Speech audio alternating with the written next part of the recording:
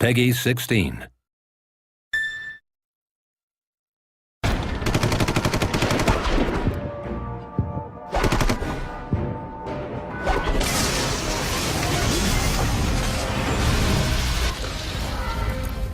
It is a character-driven score, and the main character is named Dylan, and he has a character arc throughout the game, from the earliest part where he's sort of a novice and just sort of realizing that he has this great mission he's set to do, to becoming a fully accomplished warrior and really becoming heroic. So the music followed the progression of the character's development. So the music showed in a musical sense, and supported that change in his growth in his character.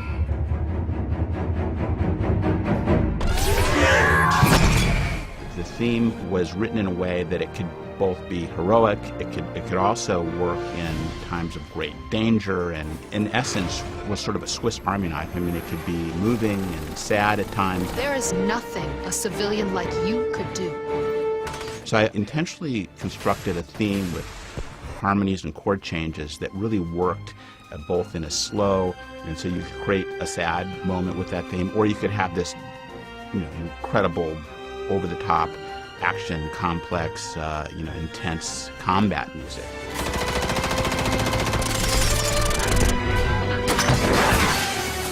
So that music was constructed with that potential in mind.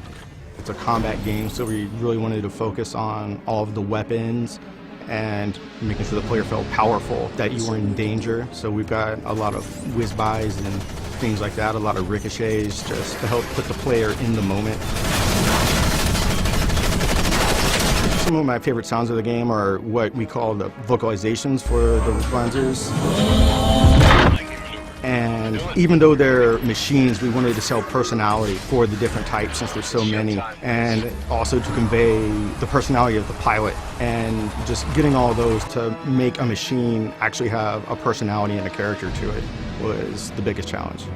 So getting a little more specific with the Wanzer sounds themselves. Like if you're Dylan, he pilots one called the Zephyr, and it's a prototype. So it's definitely got a more sci-fi edge to him. There's definitely some high-tech tones going on. He definitely sounds a little faster, it's a little stronger.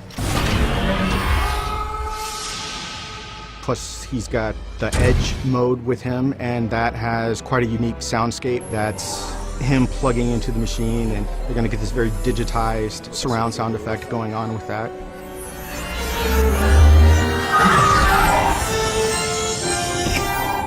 With some of the others, there's a character named Hamilton, and he drives a heavier Wanzer that's quite bulky, and with that you're going to hear slower, it's going to have a little more grind to it.